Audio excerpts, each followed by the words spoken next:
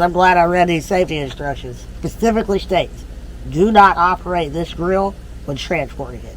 Glad to clarify that one.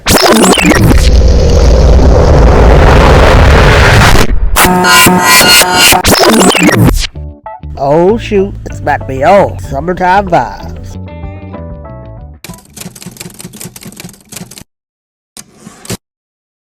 Well, summer's setting in. It's hot as hell already here in the south. Watch for flying, sweat is pouring, which reminds me I'm still missing two things. A pool and an outdoor kitchen. Well, I don't think I'll be building my pool this summer. I can't afford the gas to get back and forth to Lowe's, let alone building supplies. So I decided to settle for a cheaper option and get this pellet grill. The truth is, I've been wanting to start making jerky for a while because I eat a lot of it and it gets pretty expensive. So my plan was to buy a box style smoker, but I also wanted a grill. And I really don't have a ton of space on my porch, so I figured why not get a pellet grill that can do both. So here it is. This is the Green Mountain Grill's Trek model. It's a Wi-Fi model, so you can monitor the grill temperatures as well as your internal meat temperatures from your phone. You can set timers, all kind of various options, even get recipes straight from the app. I will say that when reading the reviews, I see there's a lot of issues with the Wi-Fi connectivity. I bought this kind of expecting problems in that area, so it's not going to be a deal breaker. As long as it can cook and maintain temperatures, then I'll be okay. But that's definitely something that would be a nice feature. We'll see how it goes. Well, that's cute.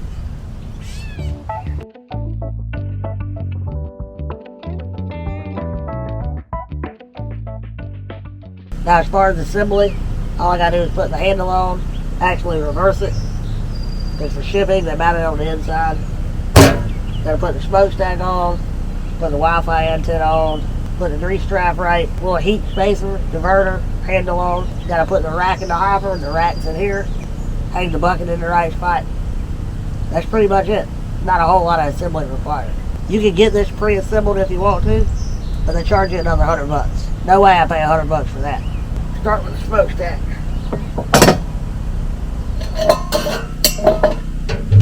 And it's in a nice little T-handle wrench. I really like.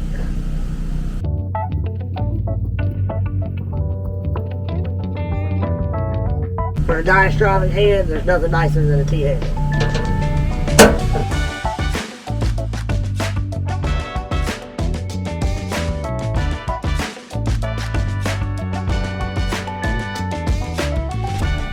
Okay. Now we're going to reverse the handle.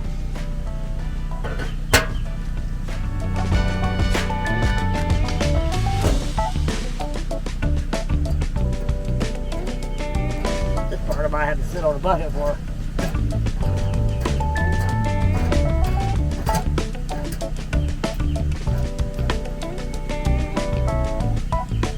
Four washers. So I'm assuming two go on the inside, two go on the outside. It's a small locking one on the outside too. Or inside, actually, probably.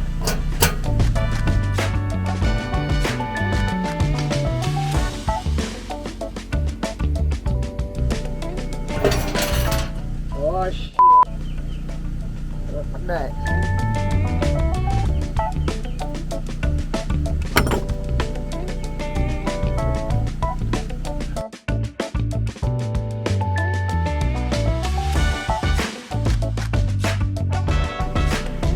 Go ahead and install this.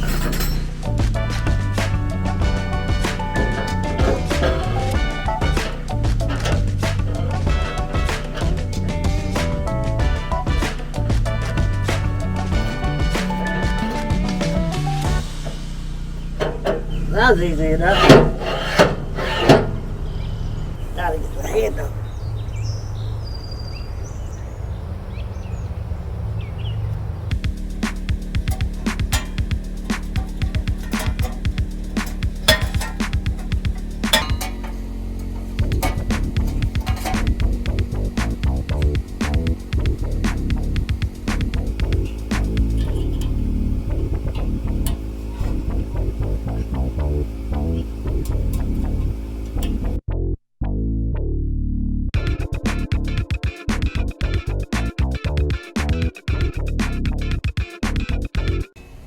And this is when I put the grease trap in upside down.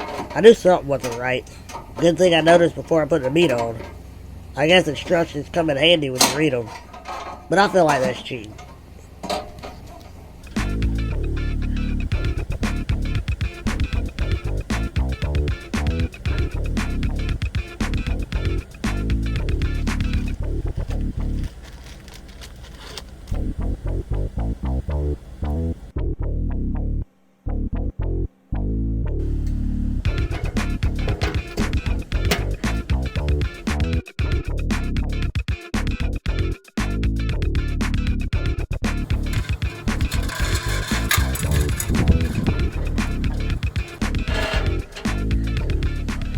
Pro don't need to be that long, bro.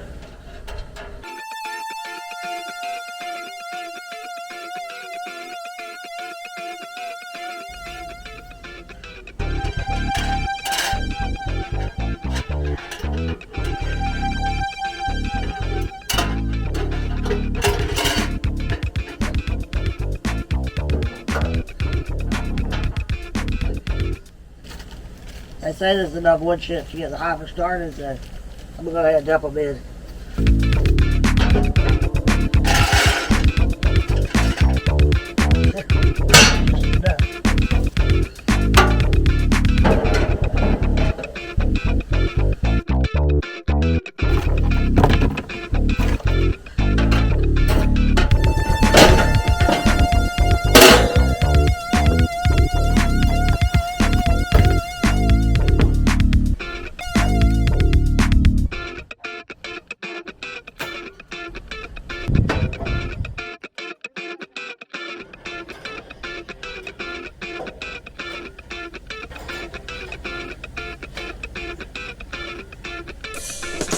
And that's pretty much it besides plugging it in.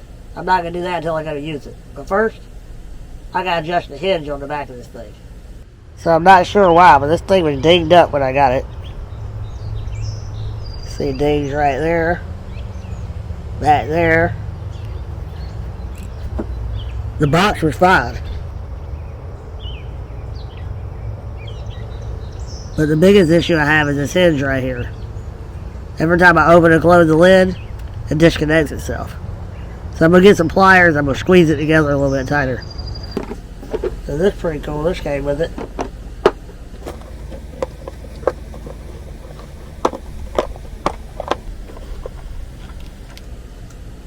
Magnetic flashlights. Oh yeah. I'll stick it right there.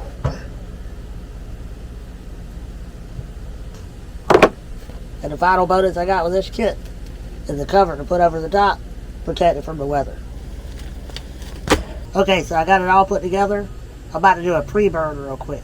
Before you cook on any grill that you buy, good idea to pre-burn it. All the fresh paint and finishes and all that, you need to cook them off. So I got chips in the hopper, I got it plugged in, I'm about to power it up, let it reach 150 degrees, then I raise it to 350 for about 30 minutes. And that's sufficient for a pre-burn, burn off, whatever you want to call it. So if you got an app you can download, because it's a Wi-Fi edition, I haven't set all that up yet. Once I do that, I'll show you that too. But right now I'm using the camera, so I'm using my phone for that. So for now I'm just going to set it up with the manual buttons on the screen. Power it off. I guess let's try and close the lid. I feel like the hopper is supposed to turn off by now. I watched a guy on a video pre-fill the hopper with wood pellet. Not sure I was supposed to do that. No, there it goes. Guess it's good. I shut my door.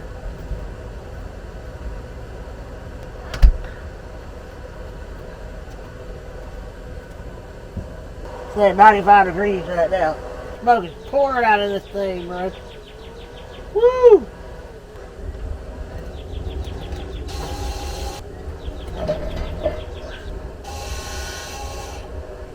Yeah, it's not hot at all on the back. Definitely gonna have to put a fan up in the corner. I'm gonna do some fire protection. Put down a fireproof mat. Gonna put some flashing up on the back. Might even do flashing on the roof of my porch. It's almost to 150. And then I'll turn it up to 350 and let it burn for 30 minutes. I don't even have any meat thawed out, but I'm going to be tempted to use it after smelling this all day. Alright, we're at 150. I'm going to crank it up to 350. Alright. Yeah, this is where it all started going south. Fire!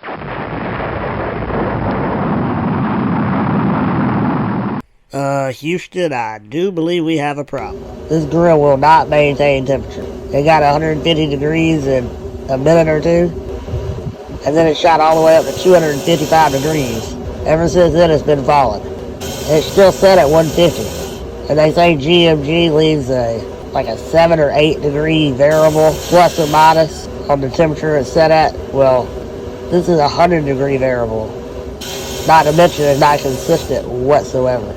And so far we're 38 minutes in, and after shooting up to 250, it's dropped back down to 125. Still set at 150. For the last few minutes, it's been teeter-tottering between 125 and 130. Okay, this user error. And here we go again. It made its way back to 150 after dropping all the way to 120. Sat there for about 10 seconds, maybe 20, and then started shooting up again. Only been a couple minutes, it's already back to 180. I guarantee it's going to go all the way back to 250 before it starts to drop back down again. And I was probably 45 minutes in, probably burned over a pound. Okay, it's not me. It's got to be the board or the thermostat. Now we're almost to 270. Not quite an hour into the burn yet. And there's 270. Now it's falling again. And now it's 7:03. Exactly 1 hour of burning. We had a 100 degree plus spike, dropped down to 30 below the set temperature at 120. Then a 120 plus spike all the way to 270. And now it's falling again.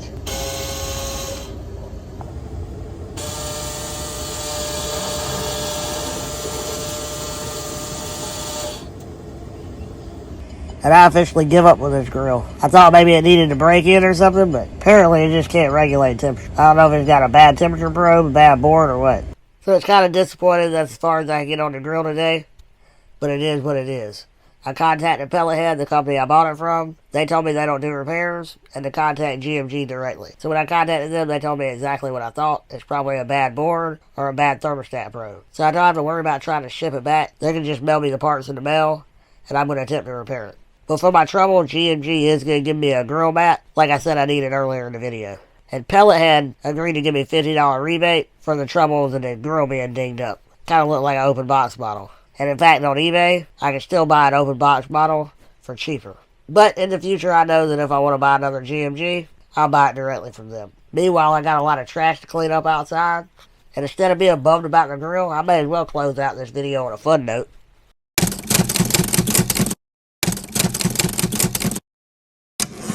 I got a lot of trash to burn. So I got this burn barrel, and it rained yesterday, so there's a ton of water down inside of it. So before I use it to burn, I gotta put some holes in it.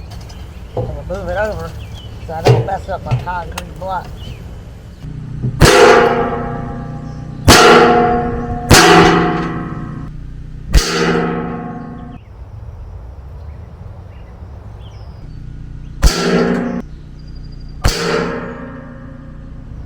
And this is when I realized the 22 just wasn't enough. I can't afford for it to get lodged in its lung. Maybe a 44 mag will work. I mean, if we got a chance of saving him, we gotta pray for a through and through.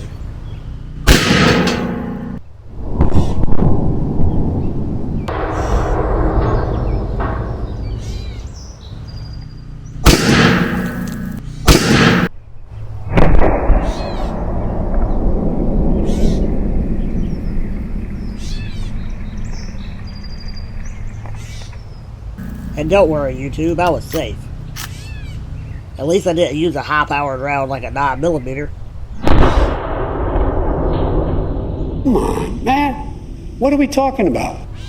Thanks for watching, and make sure you catch the follow-up to see if I can get this grill working. Y'all have a good one.